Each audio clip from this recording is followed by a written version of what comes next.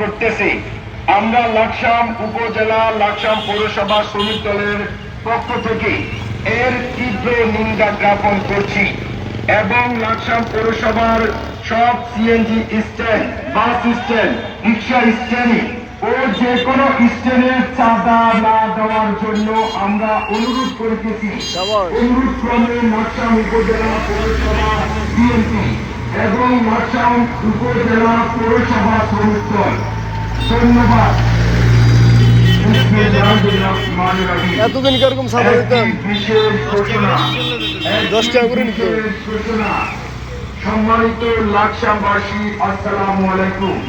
আমরা অত্যন্ত দুঃখের সাথে জানাচ্ছি যে গত কয়েকদিন যাবৎ আমরা লক্ষ্য করতেছি যে লাকসাম বাজারে কিছু দুষ্কৃতিকারী লোক বিভিন্ন দোকানে ও মানুষের বাড়ি ঘরে হামলা ও লুটপাট করতেছে। আমরা লাকসাম উপজেলা লাকসাম পৌরসভা শ্রমিক দলের পক্ষ থেকে